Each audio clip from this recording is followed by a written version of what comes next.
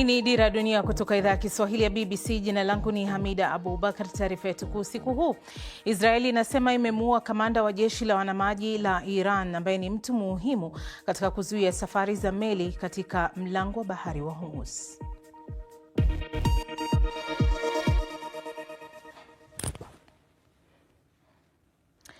Israel imesema imemuua kamanda wa jeshi la wanamaji la Iran Ali Reza Takhsir.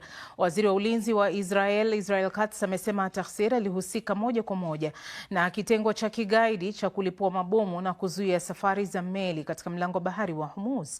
Ameongezea kuwa maafisa wengine wakuu wa jeshi la majini pia wameuawa, ila Iran haijathibitisha hili.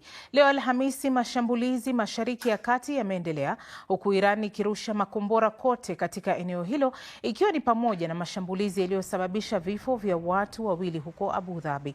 Wakati huo huo, Israeli imetekeleza wimbi jipya la mashambulizi ndani ya Iran. Bado kuna mkanganyiko kuhusu kama mazungumzo yanafanyika kati ya Marekani na Iran au la. Katika chapisho la mitandao ya kijamii, Rais Donald Trump alisema wapatanishi wa Tehran wamekuwa wakiomba Marekani kufanya makubaliano, akiongeza kwamba jeshi lao limeangamizwa na hakuna nafasi yoyote ya kushambulia. Hata hivyo, Iran imekanusha kwamba mazungumzo na Marekani yamekuwa yakifanyika. Katika chapisho tofauti, Trump amewakemea tena washirika wa NATO, akiwashtuma kwa kushindwa kusaidia vita vya Marekani na Israel dhidi ya Iran. Pia alisema Marekani haihitaji msaada wake katika vita hivyo. Akizungumza alasiri leo mjini Brussels, katibu mkuu wa NATO Mark Rutte alisema muungano huo haujawahi kuwa na nguvu na mshikamano zaidi ya sasa. Nick Bick anaeleza zaidi. Wafuasi wa Rutte wanasema kwamba kweli yuko katika hali ngumu. Ana rais wa Marekani asiyetabirika na anajaribu kumweka sawa kwa ajili ya muungano mzima wa NATO. Wapinzani wake wanasema amechukua hatua kubwa sana na amekuwa kiongozi ama kibaraka wa kile Rais Trump amekuwa akifanya pamoja na waziri mkuu wa Israel Benjamin Netanyahu, na kwamba kweli amevuka mipaka na anarahisisha hali ngumu sana kulingana na kile ambacho wanachama wa NATO wanafikiria kuhusu kinachoendelea Iran. Licha ya kile Rutte anasema, alitoa fikra kwamba nchi zote za Ulaya zilihitaji muda wa kufikiria na sasa zinafuata hatua ya Rais Trump na shughuli za Mashariki ya Kati. Lakini kwa sababu tu kwamba vifaa vingi vya kijeshi, mfano boti, iwe ni boti za Uingereza au Ufaransa, zinatumwa mashariki mwa Mediterania au sehemu zingine za Mashariki ya Kati, hiyo haimaanishi kwamba zinakubaliana na wazo na Rais Trump. Tangu kuanza kwa vita, imekuwa vigumu sana kupata maoni ya raia wa kawaida wa Iran kwa sababu ya marufuku ya kupiga simu kimataifa na kukatwa kwa huduma za intaneti. Lakini baadhi ya sauti zinafanikiwa kupenya. Video na mahojiano yaliyopatikana na BBC yanatoa taswira adimu ya maisha ya wale wanaoishi katikati ya vita, na tumeficha utambulisho wa watu katika ripoti hii ya mwandishi wa BBC Fergal Kin, inayowasilishwa na Peter Mwangangi. Vita vinaenda kwa kasi zaidi kuliko sauti.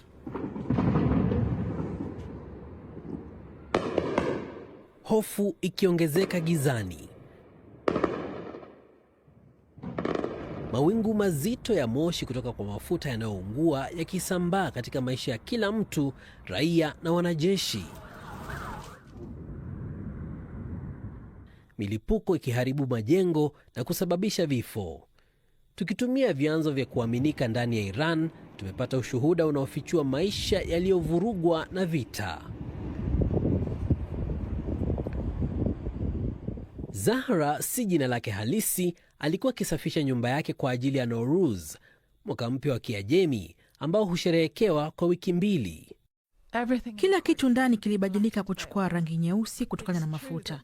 Ni kweli kwamba mwaka huu watu watembeleani wala kukusanyika, lakini kwa ishara tu lazima tujiandae, tusafishe nyumba zetu na kukaribisha Nowruz. Huku mawasiliano yakiwa yamekatizwa, wengi walihangaika kuwasiliana na familia zao katika sehemu nyingine za nchi. Hata hivyo, Zahra anashikilia tumaini kwamba vita vinaweza kuuondoa utawala madarakani. Utawala huu umetuletea maumivu makubwa katika kipindi cha miaka 47 iliyopita. Umeacha kina mama wengi bila watoto wao, hata zaidi ya vile vita vyenyewe vilivyofanya. Hivyo napendelea kusiwe na sitisho la mapigano hadi utawala huu wote uondoke. Mwaka huu mpya umejawa na hofu ya mambo mabaya katika siku zijazo, lakini sokoni watu bado wanatafuta mahitaji kwa ajili ya chakula cha sherehe. Wanasherehekea pia kuingia kwa msimu wa kuchipua, yani spring, katika nafasi inayotoa ahueni ndogo kutokana na mzozo. Lakini mitaa inamilikiwa na utawala na wale wanaounga mkono. Mwanafunzi mmoja mjini Tehran alieleza hofu yake kwamba wafuasi waaminifu wa serikali wataendelea kupigana hata kama serikali itapinduliwa. Hatujatumia sauti yake wala jina lake ili kumlinda. Kwa sababu wanaamini katika kile wanachokiita utamaduni wa kufa kishahidi. Inamaanisha wako tayari kufa, lakini wasiache utawala uanguke, kwa sababu wanafikiri kuanguka kwake ni mwisho wa dini yao. Hata kama mtoto wa Shah Pahlavi atakuja na kujaribu kuunda serikali mpya, nadhani watu hawa wataanza mashambulizi ya kujitolea mhanga. Hawatarudi nyuma. Itageuka kuwa vita vya wenyewe kwa wenyewe. Waangalizi wa haki za kibinadamu wanasema kwamba raia 1400 wameuawa, zaidi ya 200 kati yao wakiwa watoto. Kila siku kuna mazishi mapya. Takriban wanajeshi 1200 wanaripotiwa kufa. Kila mwanaume aliye na umri wa zaidi ya miaka 18 lazima atumikie jeshi bila kujali anachofikiria kuhusu utawala. Rafiki ya mwanaume huyu alikuwa askari kwa lazima, aliuawa katika vita ambavyo hakuwa na uamuzi wa kukataa kutumikia. Niliwapigia simu marafiki zangu wengine, wakaniambia ndio, rafiki yetu mmoja ameuawa. Wanakuchukua kutoka nyumbani kwako wakikuona nje ya nyumba. Hakika mimi sitaenda kwa sababu maisha yangu yatakuwa hatarini. Chochote ninachoweza kufanya nitakifanya ili nisiingie kwenye utumishi wa kijeshi. Katika wiki yake ya 4, hakuna ushindi wala kushindwa katika vita hivi. Hakuna matokeo ya hakika zaidi ya huzuni. Tusalie katika taarifa hii. Mwandishi wa BBC Dan Johnson amekuwa katika mpaka wa Iran na Uturuki na amezungumza na raia wa Iran waliofanikiwa kuondoka nchini humo. Taarifa yake inawasilishwa na Ahmed Bahaj. Hapa pamekuwa pahali pa hifadhi na faraja kwa wale wanaotoroka vita, lakini pia ni mahali ambapo Wairan wamezungumzia matumaini yao ya kwamba mgogoro huu ungeleta mwisho wa utawala.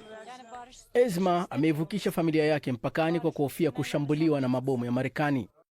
Katika mji ulio karibu, Kamal anafurahia kuondoka Iran. Aliandamana dhidi ya utawala uliopo madarakani, akanusurika kukamatwa, kisha nyumba ya familia yake ilipigwa na kombora lililoanguka karibu. Madirisha yote yalianza kutikisika na kuvunjika, na baba yangu mwenye umri wa miaka 82 alijeruhiwa vibaya, akapelekwa hospitalini na baadaye akapoteza maisha yake. Mfasiri wa lugha wa Kamal alifanya kazi kwa karibu na shirika la huduma za afya la Uingereza. Kwa kweli watu walitarajia afueni zaidi kutokana na uingiliaji huu wa Marekani na Israel, kwa sababu kama nilivyosema, watu wa Iran kwa sasa wanaonekana kukwama na kunaswa kati ya vita kwa upande mmoja na ukandamizaji wa ndani kwa upande mwingine. Wakati wa Iran hawa wanapowasili hapa nchini Uturuki, kuna watu wengi pia wanaoelekea upande ule wa pili. Na jambo moja tulilogundua katika siku chache zilizopita ni jinsi wafuasi wa utawala wanavyozidi kuwa wazi na kupaza sauti zao. Iran inashinda vita hivi na Marekani watashindwa, ananiambia Fatma. Na Hussein ameeleza jinsi anavyompenda kiongozi wake. Tuko tayari kufa kwa ajili ya nchi yetu. Hatutamruhusu adui achukue hata mita moja ya ardhi yetu. Ikiwa serikali itatuomba tupigane, tutapigana. Utawaambia nini wa Iran wenzako wanaotaka haki, wanaotaka kubadilishwa kwa uongozi? Hawa ni wasaliti, wataadhibiwa. Kuishi Iran ni kama jinamizi. Si ajabu kwamba Kamal anataka kurudi. Unajua, kwa vile sasa niko Uturuki, napoona maisha ya watu na walinganisha na watu wa nchi yangu na watu wengine wote, hapo naelewa kuna pengo kubwa, na ni kwa sababu watu wanaopewa kipaumbele katika nchi yangu ni wa ukoo wa Ayatollah. Na huu ni msimamo wa wengi hapa, ila ni waoga. Ripoti hiyo ndio inayotukamilishia taarifa yetu kuu usiku huu.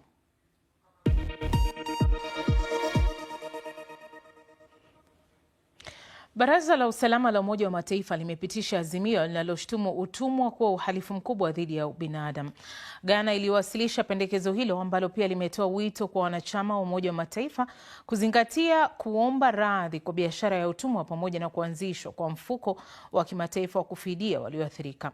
Hata hivyo, pendekezo hilo lililoungwa mkono na kura 123 halikuweka wazi kiwango cha fedha ambacho kingehitajika kwa fidia. Marekani, Israel na Argentina walipinga azimio hilo, huku nchi 52 zikikosa kupiga kura, miongoni mwao ikiwa ni Uingereza na wanachama wa Muungano wa Ulaya. Mataifa ya Afrika yamekaribisha azimio hilo wakisema ni hatua nzuri kuelekea kupata haki. Akizungumza kabla ya kura hiyo kupigwa, Rais wa Ghana amesema azimio hilo litaweka mataifa kwenye upande mzuri wa kihistoria.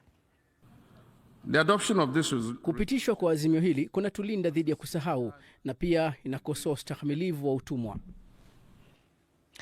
Kwa miaka mingi mataifa mengi ya Ulaya yamepuuza wito wa kulipia fidia, wakisema serikali za sasa haziwezi kushutumiwa kwa makosa ya zamani.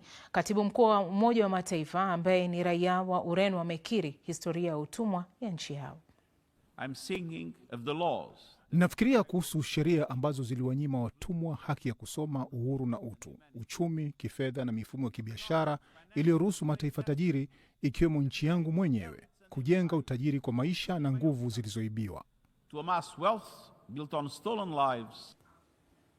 Mwanahistoria wa Nigeria Babatunde Mesiwaku anaelezea athari za biashara ya utumwa kwa Afrika.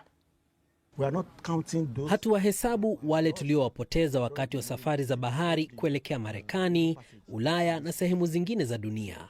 Hatuhesabu hao, lakini tunahesabu wale waliothibitishwa, wale ambao walihesabiwa wakati wa biashara ya utumwa, ambao ni Waafrika milioni 30. Katika kipindi hicho, Afrika ilidumaa sana kisiasa, kiuchumi na kijamii.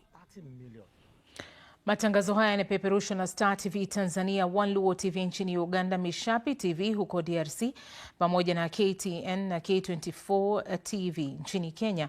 Pia unaweza kutazama matangazo haya katika ukurasa wetu wa Facebook na YouTube wa BBC Swahili.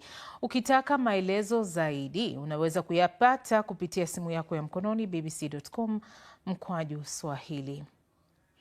Hii ni Dira ya Dunia kutoka idhaa ya Kiswahili ya BBC. Tukirejea, Rwanda yapitisha sheria mpya barabarani inayotoa adhabu kwa madereva walevi.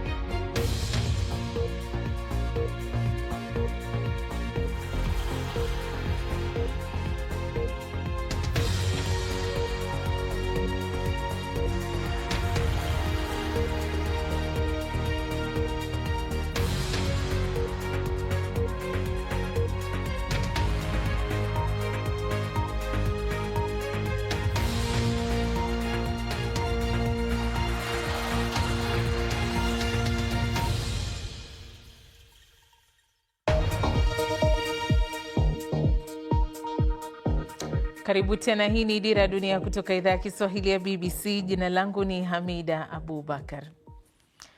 Nchini Rwanda, sheria mpya ya usalama barabarani inayozua mjadala imeanza kutekelezwa kikamilifu.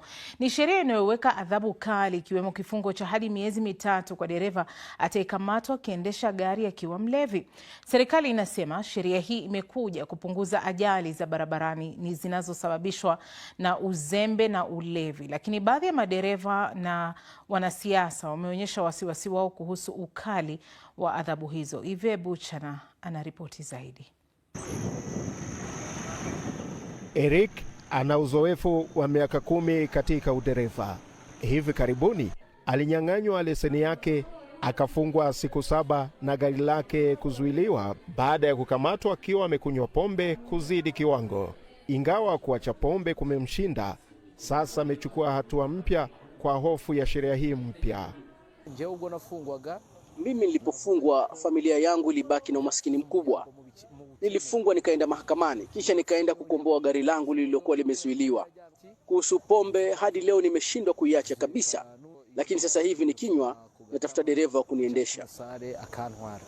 Serikali inasema kuwa ongezeko hili la adhabu linalenga zaidi madereva wa magari ya usafiri wa umma na yale ya mizigo. Kwa madereva wa mabasi na teksi, aliyepitiliza kiwango cha pombe anaadhibiwa faini kati ya franga 100,000 na 400,000 na kifungo cha kati ya miezi 3 na miezi 6. Atakayekataa kupimwa anaweza kufungwa jela miezi 6. Hata hivyo, si wote wanaokubaliana na swala la kifungo. Sheria hii ilipopitishwa bungeni, kuna wachache waliokuwa na maoni tofauti. Hakuna sababu ya kumfunga mtu kisa tu ameendesha gari akiwa amekunywa pombe. Unaweza kumpa adhabu nyingine zozote zinazowezekana, lakini unamfunga kwa nini? Ukimfunga miezi 6 anafukuzwa kazi, na ikiwa anajiajiri miezi hiyo 6 atakuwa hafanyi kazi, na itaathiri pakubwa familia nzima inayomtegemea. Kwa upande mwingine, wanasheria wanaona kuwa njia pekee ni kubadili mtazamo wa wananchi. Ni sheria kali na sijaona kifungu chochote kinachokiuka katiba kiasi cha kupelekwa katika mahakama ya juu. Bunge likiona inafaa kulegeza masharti, linaweza kuifanyia marekebisho hata ndani ya mwezi mmoja kwa sababu lina mamlaka hayo. Lakini inachoongeza ni kwamba sheria hii inanikataza kunywa na kisha kushika usukani. Hapo hakuna majadiliano, hakuna kubembeleza, na sina chaguo lingine. Kwa magari ya kawaida, aliyepitiliza kiwango cha pombe anaadhibiwa kifungo cha siku 10 na faini ya franga 150,000. Mbali na kupima walevi au watumiaji wa dawa za kulevya, polisi imeanza pia kutumia ndege zisizo na marubani kubaini wanaokiuka sheria za barabarani, pamoja na kamera za mwendo kasi zilizowekwa kila kilomita 1 kwenye barabara zote nchini Rwanda. Kulingana na serikali, sheria hii iliyoanza kutekelezwa inalenga kupunguza ajali ambazo mara nyingi husababisha vifo vya wengi. Ingawa wananchi wanailalamikia, serikali inasema ni njia ya kuelekea Rwanda isiyo na ajali. Ive Buchana, BBC.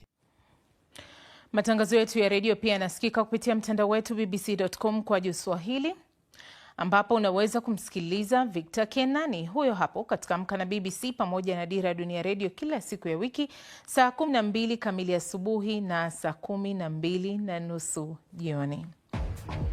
Hii ni Dira ya Dunia kutoka idhaa ya Kiswahili ya BBC. Tukirejea, tutakujuza jinsi teknolojia ya akili mnemba inavyosaidia kuhifadhi twiga ya Kimasai aliye hatarini kutoweka kaskazini mwa Tanzania.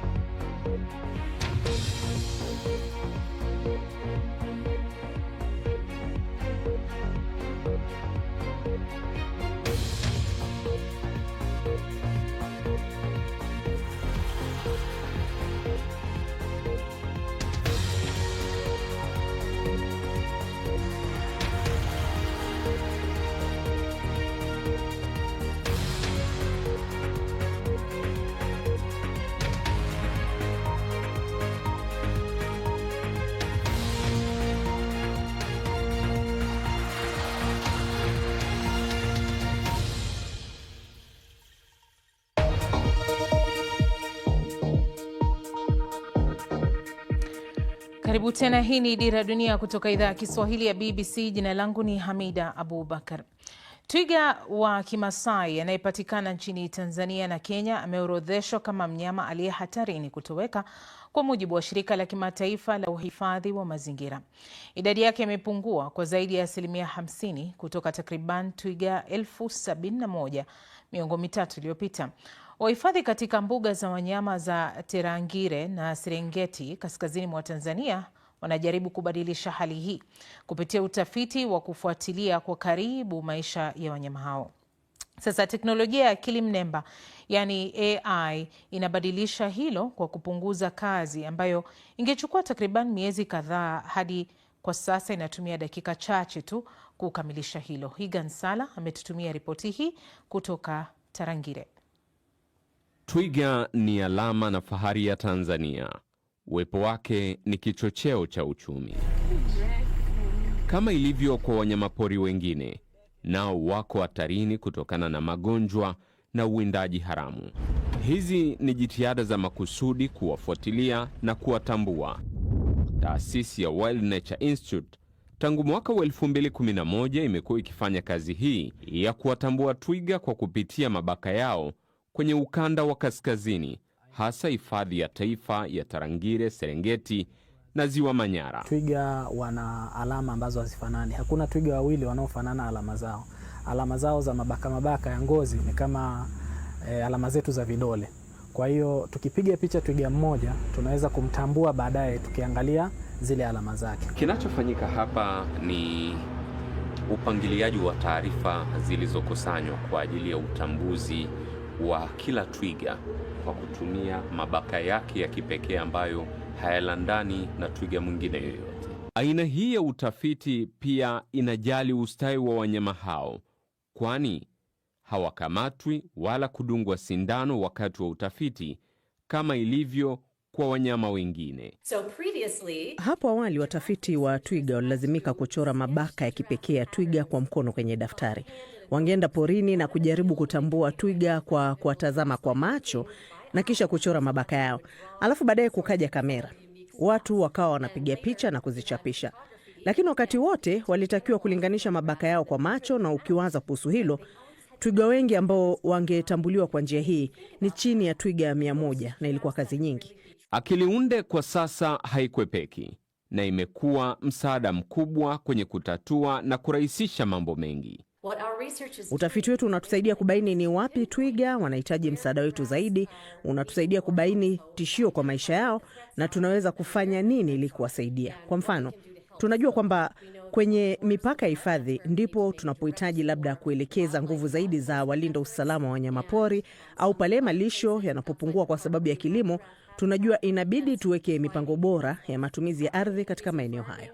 Wataalamu wa Microsoft wamesaidia mpango huu kwa kuunda programu maalum ya uchakataji data. Every conservation needs data. Uhifadhi unahitaji data muhimu zaidi. Wanahitaji taarifa sahihi ili waweze kufanya maamuzi yakinifu kwa ajili ya uhifadhi na utunzaji wa mazingira. Ambacho AI inawapatia ni kufuatilia na kutambua kila twiga kulingana na wakati sahihi, hivyo kuwapa muda zaidi wa kufanya maamuzi na mipango madhubuti. Serikali ya Tanzania kupitia kituo cha utafiti cha wanyamapori wamekuwa kiungo muhimu kwenye utafiti huu, na shauku yao kubwa ni kuona wigo unapanuliwa zaidi ili kufika maeneo mengi waliko twiga na kuweza kuwatambua kwa ajili ya uhifadhi endelevu. Tafiti zinazofanywa na Wild Nature Institute zimekuwa za muhimu sana kwa sababu wamekuwa wakikusanya taarifa za muda mrefu ambayo taarifa hii inasaidia katika uhifadhi wa twiga. Utalii unachangia pakubwa kwenye uchumi wa Tanzania na twiga anasalia kuwa alama muhimu ya utalii. Maendeleo haya ya sayansi na teknolojia huenda yakachangia pakubwa kwenye sekta hii na uhifadhi. Igan Sala, BBC, Arusha.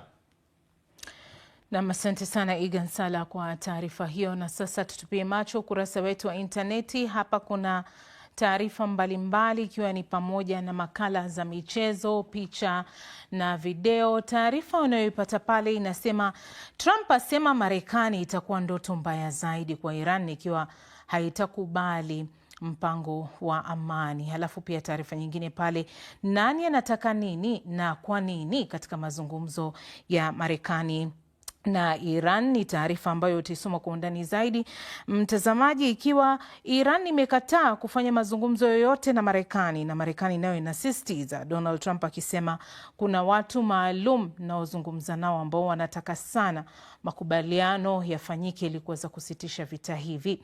Alafu taarifa nyingine utakayopata pale inasemaje, Iran yakataa mpango wa amani wa Marekani. Utaisoma zaidi pale, wakati pia vile ikipendekeza masharti yao 5 ya kumaliza vita, kwamba haya ndio tunayoyataka ili kumaliza vita vinavyoendelea Mashariki ya Kati. Taarifa hizo na nyingine nyingi pamoja na zile unazozisikia hapa utazipata katika ukurasa wetu wa bbcswahili.com. Na kwa habari hizo sina la ziada. Naitwa Hamida Abubakar na kutakia usiku mwema mahali popote ulipo. Kwa heri.